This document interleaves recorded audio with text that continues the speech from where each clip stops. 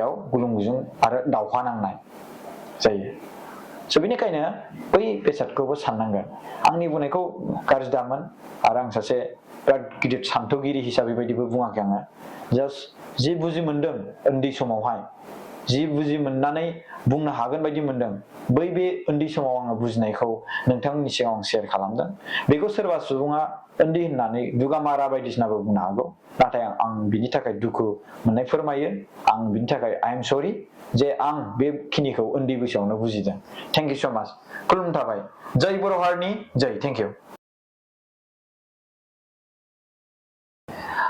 खुलुमबाय जोंनि बर' हारिनि रायजो राजा नोंथांमोन आसा खालामो नोंथांमोना मोजां दं गोजोन मोनाबिलि दिनै 2024 मायथाइनि 5 आगस्ट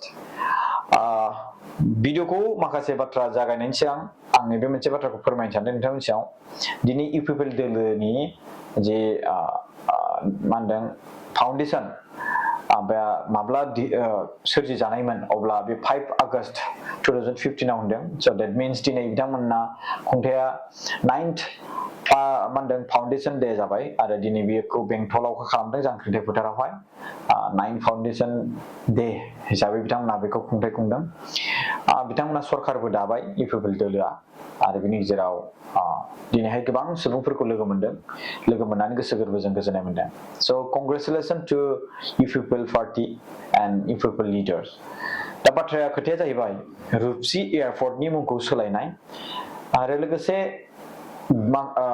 बिजेपि गभर्नमेन्ट नङा होमबा दा बिजेपि पार्टीनि माखासे बाथ्रा जोङो बेवहाय माखासे गोबां इम्पर्टेन्ट खोथाखौ रायज्लायनाय जागोन मानगोनां बिस्वजित दैमारि सारनि सायावबो लेट्स डु इट स' रुपसि एयारपर्टआ माब्ला जादोंमोन ब्रिटिशआ बे रुपसि एयारपर्टखौ बानायदों इण्डियान गभर्नमेन्टआ बानायाखै होनना बुंदों दाथ' ओरैनो रिपेयारिं खालामनानै मानानै बानायनाय जाहैबाय इण्डियाना खिन्थु बेखौ कनस्ट्राक्ट खालामनाया फार्स्ट ब्रिटिशआ बेखौ वर्ल्ड वार II आवहाय बाहायनाय जादोंमोन माने एमिनेशन हाथियार आर्मस आरो मेन पावार माने सुबुंफोरखौ लाबोनाय स' बेबायदि मा होनदों लाबोनो थाखाय बेवहाय जायगा गैयामोन बहा दोननो माने एयारपर्टआ बहा मा होनो एर'प्लेनआ बहा बानो हेलिकप्टारा बहा बानो फ्लाइटआ बहा बानो स' बिनि थाखायनो रुपसि एयारपर्ट बानायनाय जादोंमोन बेवहाय रुपसि एयारलाइन हिसाबै बानायनाय जादोंमोन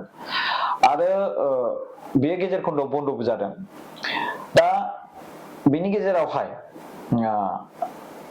रुपसि एयारपर्ट बे जायगाया सिगां मा होनदों कस हाज' किंडमनि मोनसे केपिटेल बे एरिया आरोना मोनसे केपिटेल होननानै बे बाथ्राखौ मिथिनो मोनदों फरायनायावहाय आरो लोगोसे बेनिफ्रायनो मा होनदों कस हाज' किंडमनि राजाया बेनिफ्रायनो माखासे एरियायाव जिखिनि बिथांमोना सासन खालामदों बेखौ मा होनदों बिथांमोना बेनिफ्रायनो मेनेज दैदेनोमोन आरो दा रुपसि एयारपर्ट हिसाबै उनाव जे नाम दोनदों कनस्ट्राक्ट खालामनायनि उनावहाय बेखौहाय गोसो हिसाबै सोलायनो हायोमोन मानगोनां हाग्रामा महिलारि सार बिथाङा नाथाय बेखौ सोलायाखै दा जोंनि गेजेराव गोबां गेदेर सुबुंफोरनि मुं दं जेरै गुरुदेब कालिचरन ब्रह्म अलरेडि बिथाङा बे जायगानिनोखामोन बिथाङाबो बिराद गिदिर बिहोमा दं जोंनि हारिनि थाखाय धोरोमखौ मोजाङै फोसावनानै रायजो राजाफोरनि गोसो बिथांमोननि माखासे मैला गोसो जालांनायखौ धोरोम फोसावना होनानै बिथांमोननि गोसोखौ मोजांथियाव लाबोनाय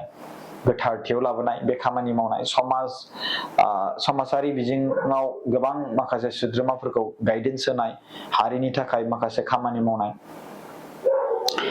आरो माखासे सुबुंफ्रा बे बिथांखौ जे मानव गेदेर बिथांखौ बावगारदोंमोन बारा नाम होआमोन दा नाथाय मानगोनां प्रमद बर' सारा बिथांनि मुङाव गुरुदेब कालिचरन ब्रह्मनि मुङाव दा कालिचरन ब्रह्म एयारपर्ट हिसाबै बे रुपसि एयारपर्टखौ सोलायनाय जासिगोन स' बिनि थाखाय आं गोसो गोरबोजों दानि इउपिपिएल दैदेनगिरि मानगोनां प्रमद बर' सारखौ गोजोननाय जासिबाय आरो बिथांमोननि दैदेनगिरि टिम बिथांमोनखौ आरोना दा गोजोनथाव बाथ्रा जे जोंनि हारिनिनो सासे गेदेरमा सुबुंनि मुङाव थासिगोन आंथ' रुपसि माने मा मिनिंखौनो मिथियामोन आं रुपसि मानो दोननाय जादों जोंनि क'क्राझाराव दङ जोंनि बड'लेण्डनि बिख्लो एबा केपिटेल होननानै बुङो क'क्राझारखौ दा बेबायदि जायगायावहाय रुपसिनि मिनिङा मा बड'फाबो दोनजायोमोन, गुरुदेव कालीचरण ब्रह्मबो दोनजायोमोन, रुपनाथ ब्रह्म सारमोननि नामाव एयारपर्टखौ दोनजायोमोन।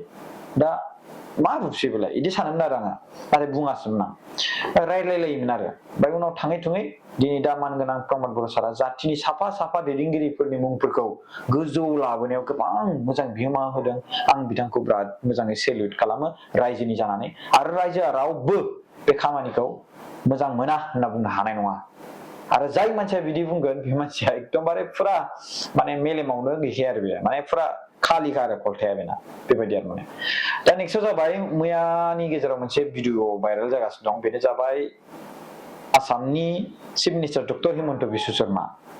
दा बिजेपि हिसाबै बिथाङा दा गोबां बिदि स्टेट स्टेट थाङै थाङै बिथाङा केम्पेइनबो खालामो, गोबां फेमास प्रमिनेन्ट लिडार जोंनि आसामनि। दा बेवहाय बिथाङा मोनसे बाथ्राखौ लानानै बिपिएफनि दैदेनगिरि, बिपिएफनि आइटि सेल बिथांमोना सोंखारिदों जे गैला जोगार जाबाय माजाबाय होननानै। रावजोंबो जोगार जायाखै, पिपल दोलोनि दैदेनगिरि बिथांमोनहा रावजोंबो जोगार जायाखै, बे बाथ्राखौ दैदेनगिरि बिथांमोनहा बुंदों। दा बिथांमोननि जि माखासे बाथ्रा बेखौ जोङो सोदांनानै जुदि नायोब्ला अबभियासलि बिथांमोननि जि मा होनदों थांखि, बे थांखियाव जाहैबाय जोंनि जे एरिया बेखौ बिथांमोनहा हारसिङै रुल खालामनानै माबा मोनसे खैफोदाव खोख्लैनो नागिरदों नामा, बेखौ जों नोजोर होनांगोन आरो जों खौसेथि जानानै।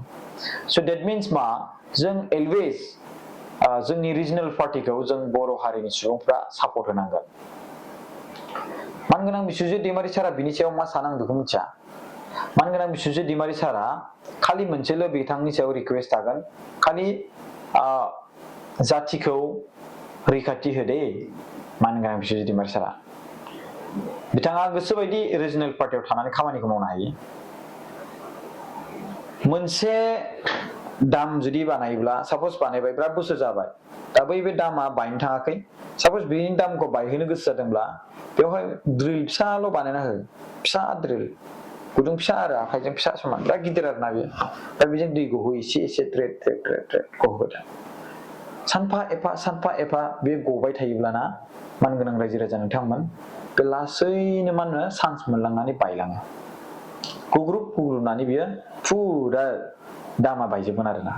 थ' थिग बेबायदिनो जोंनि बर' हारिनि दैदेनगिरि बिथांमोनहा बिजेपियाव थांदोंब्लाबो, कंग्रेसाव थांदोंब्लाबो बिथांमोनहा जाथिनि हारिनि रैखाथिनि जि सेन्टिमेन्ट, जाय थांखिखौ लानानै बिथांमोनहा बैसो जाबोबाय, नङा होमबा, जाय थांखिखौ लानानै बिथांमोनहा दिनै स्पिकारानो होन, मिनिस्टारानो होन, नङा होमबा, EMआनो होन जाबोबाय। स' अलवेज इउनिटियाव थानांगोन हारिनि थाखाय, जाथिनि थाखाय।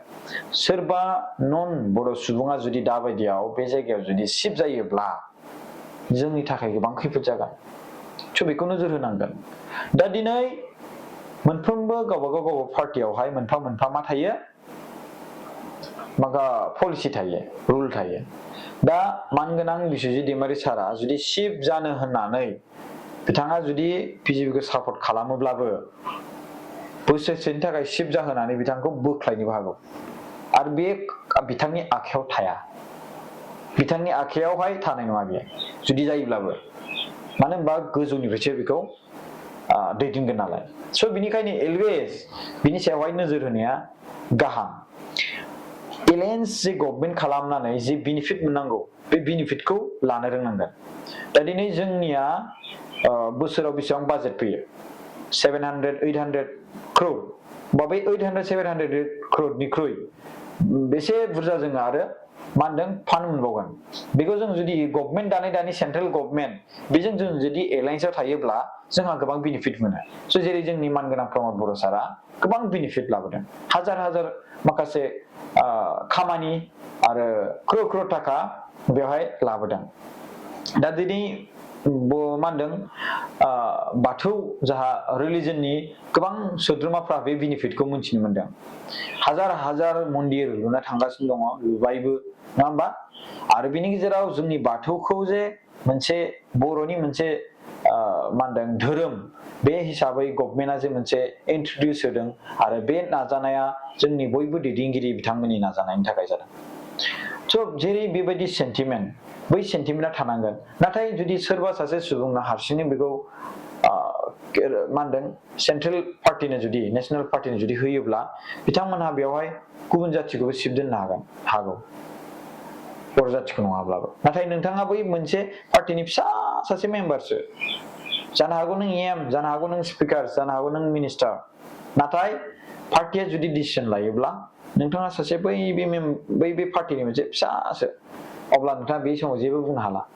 नों ओंखारब्लाबो गभर्नमेन्टआ दाखाबाय, मेजरिटिया मालाय दंखायो, नोंनि थाखायनो मेजरिटिया दंखायो ना होमबा?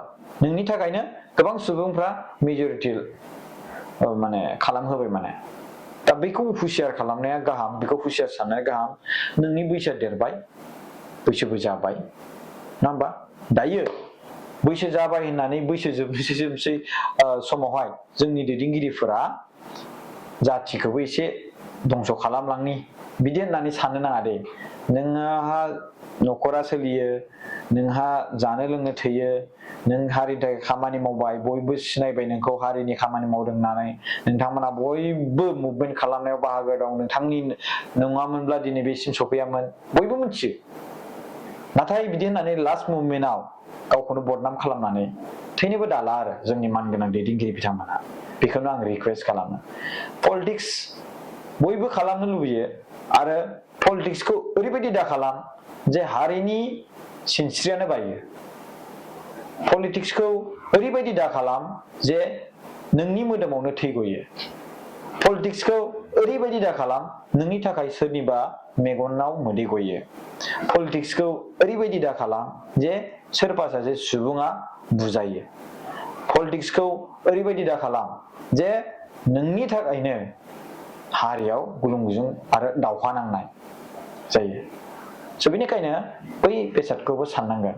आंनि बुंनायखौ गाज्रि दामोन, आरो आं सासे बिराद गिदिर सान्थौगिरि हिसाबै बायदिबो बुङाखै आङो। जास्ट जि बुजि मोनदों उन्दै समावहाय, जि बुजि मोननानै बुंनो हागोन बायदि मोनदों, बे उन्दै समाव आङो बुजिनायखौ नोंथांमोननि सिगाङाव आं शेयार खालामदों। बेखौ सोरबा सुबुङा उन्दै होननानै दुगामारा बायदिसिनाबो बुंनो हागौ, नाथाय आं बिनि थाखाय दुखु मोननाय फोरमायो। आं बिनि थाखाय आइ एम सरि जे आं बेखिनिखौ उन्दै बैसोआवनो बुजिदों। थेंक इउ स' माच। खुलुमनाय थाबाय। जय बर' हारिनि जय। Thank you.